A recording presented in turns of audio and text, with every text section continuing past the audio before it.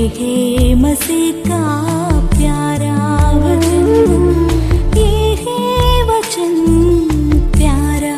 परमेश्वर के धन्य नाम की महिमा हो। प्रभात मनन के सत्र 2291 में आप सभी का बहुत ही विनम्रता के साथ स्वागत करता हूं। आइए आज के मनन के लिए हम पढ़ते हैं याकूब अध्याय 4:12। व्यवस्था देने वाला और हाकिम तो एक ही है, जो बचाने और नाश करने में समर्थ है, पर तू कौन है जो अपने पड़ोसी पर दोष लगाता है। 11वीं पद में हम जिस विषय की चर्चा की थी उसी विषय को 12वीं पद में भी लेखक जारी किया है। पद में लेखक याकूब ये बताया है कि न्याय व्यवस्था को देने वाला स्वयं परमेश्वर है, इसलिए न्याय करने का अधिकार भी केवल परमेश्वर के पास ही है। याकूब की इस पत्री में वह इस विषय की चर्चा उस परिप्रेक्ष्य में केवल कर रहा है जिस विषय पर वह बोल रहा है। अर्थात यदि आप वास्तव में उद्धार पाया हुआ एक व्यक्ति हो तो आप कभी भी झूठी बातें अपने भाई बहनों के खिलाफ फैलाकर उनकी बदनामी नहीं करेंगे, परंतु पूरे नया नियम की परिप्रेक्ष्य में विषय की ओर देखेंगे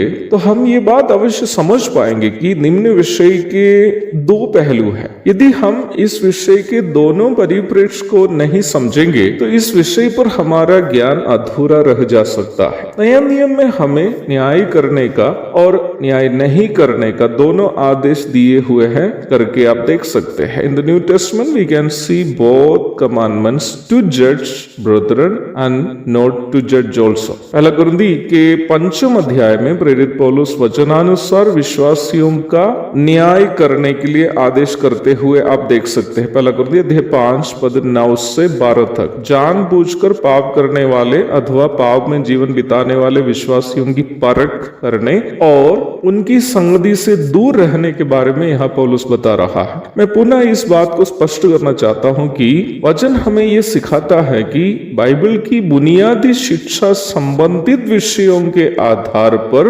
विश्वासियों की परख की जानी चाहिए और आत्मिक विषयों पर केवल ऐसे ही विश्वासियों के साथ संगति करनी चाहिए जो उपदेश के अनुसार जीवन बिताते हैं। वचन का उपदेश हमारे चरित्र को यीशु मसीह के अनुसार बदलता है। वही उपदेश का पालन नहीं करने वालों के साथ आत्मिक संगति हमारे चरित्र को बिगाड़ सकती है। इसलिए वचन सिखाता है कि अन्य विश्वासियों के जीवन को वचन की शिक्षा के अनुसार परखे और उपदेश को मानने वाले और पालन करने वालों के साथ संगति करें। परंतु वचन हमें सख्त रूप में मना करता है कि उन बातों पर जिसका उपदेश से कोई लेना देना नहीं है हम किसी विश्वासी का न्याय नहीं करें। रोमी अध्याय 14 के 1 से 4 तक के पदों में निम्न विषय पर पौलुस समझाते हुए हम देखते हैं। वहां भोजन संबंधित विषयों पर विश्वासियों के बीच हुई एक समस्या पर प्रेरित पौलुस समझा रहा है। यदि कोई मांसाहार खाना पसंद नहीं कर रहा हो और केवल शाकाहारी ही खाता हो, मांसाहार खाने वाले व्यक्ति को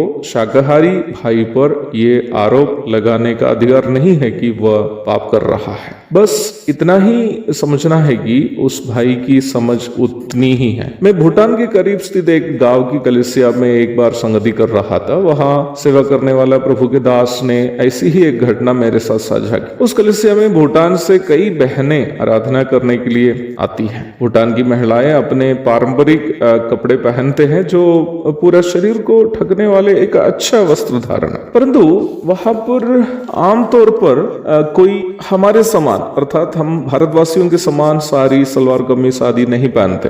एक बार दक्षिण भारत से एक प्रचारक उस कलीसिया में संगति कर रहा था और इन भूटानी बहनों के वस्त्र धारण उस दक्षिण भारतीय प्रचारक को अच्छा नहीं लगा। उन्होंने वहां सेवा करने वाले प्रभु के दास से ये कहा कि साड़ी पहनकर नहीं आने वाले कोई भी महिला को अगले रविवार को प्रभु भोज में शामिल होने नहीं देना। ये सुनकर मैं अपने मन में सोचने लगा कि अब भूटान जाकर वहां के बहनों को साड़ी पहनना कौन सिखाए। बाइबल में ये उपदेश नहीं दिया है कि कौन सा कपड़ा पहनना है और कौन सा नहीं।